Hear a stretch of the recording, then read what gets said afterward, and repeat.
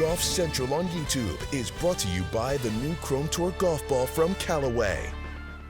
We are pleased to welcome Junior Bridgeman into Golf Central. Looking forward to your thoughts on the upcoming PGA Championship and Valhalla. But this being NBA playoff season, let's start with basketball. You're originally from East Chicago, Indiana, within sight of the Windy City. What drew you to Louisville for college in the first place?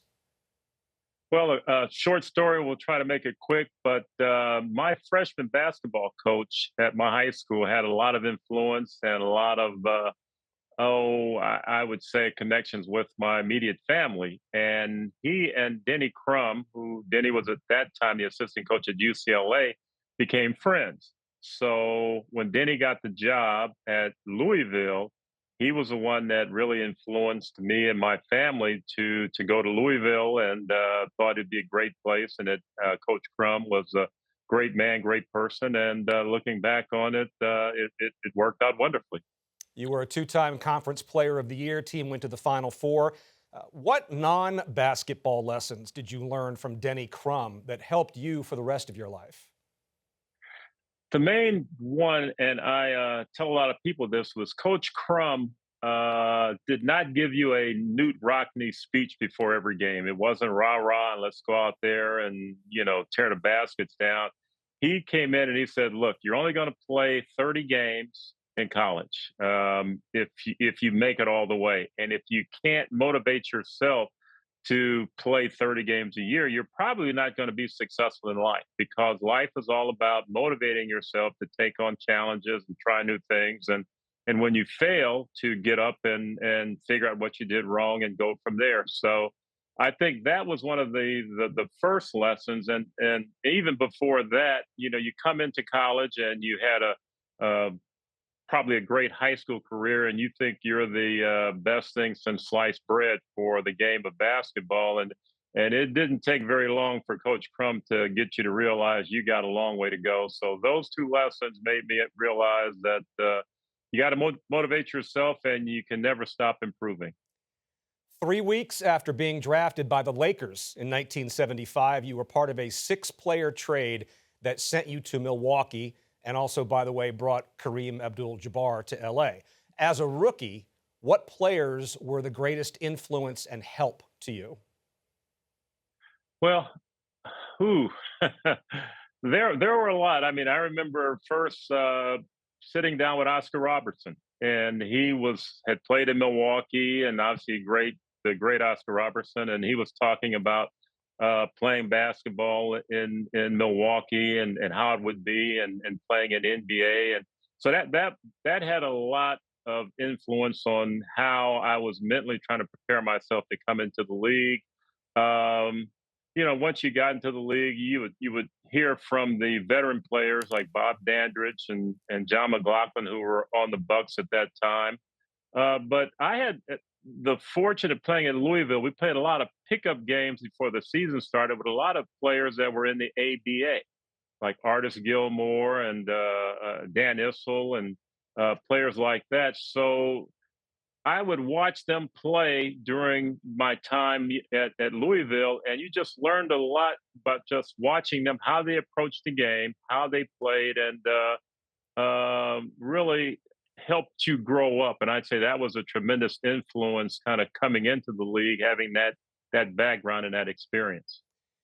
You played 711 games for the Bucks, which was a franchise record until Giannis broke it last year. Your number 2 is retired. You're still a presence now in the league. What do you enjoy watching now? Who do you enjoy watching, and what do you enjoy about watching NBA basketball today? I'm amazed at how many three-pointers they shoot. Back at my time, we tried to get the ball as close to the basket as you could before you shot. And now everybody, even the big men, can shoot three-pointers, sometimes better than the guards or small forwards. So, and the game has changed tremendously. It's a much more wide-open game than the game that I played way back when. But you watch.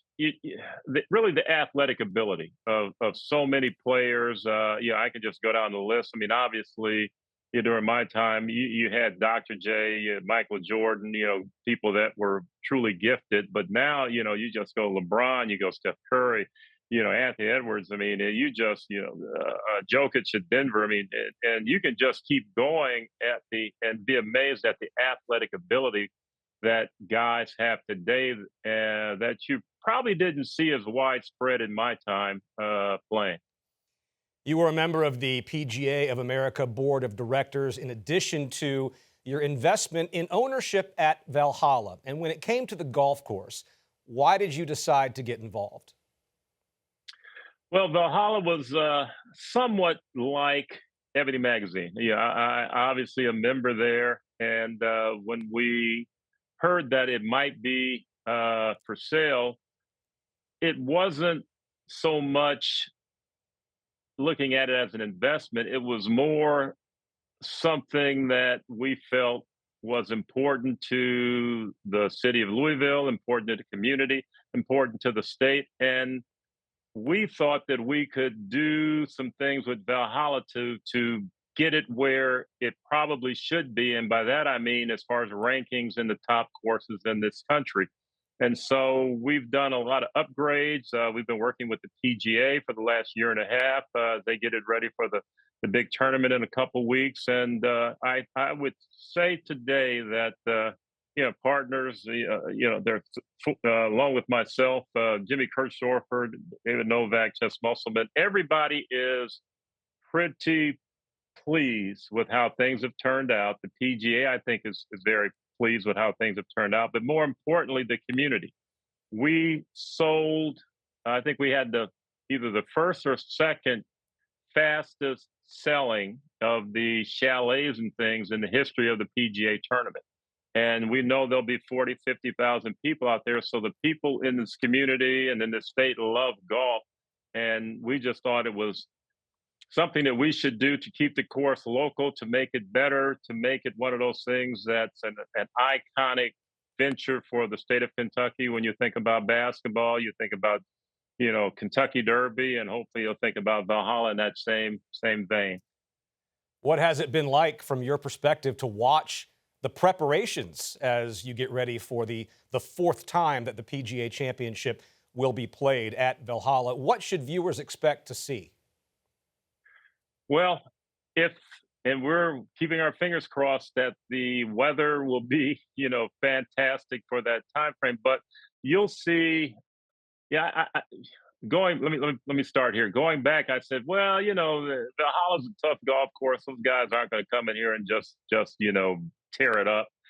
And I still believe that, but the guys are so good and they hit the ball so far and can place it where they want that you never know if someone won't get hot and just run up a score that then run away from the field. I mean, I don't think that will happen, but I think the final score will be somewhere between that 12 and 16 under. But the guys are just so good. But the course will be up for the challenge. I think they'll find the greens are in great shape. The rough is tough, longer than what I'd care to play on. But I think the players, the PGA players, will walk away and really say that was a challenge. They had fun, but it was a challenging golf course, and whoever won or whoever wins will truly be a PGA champion.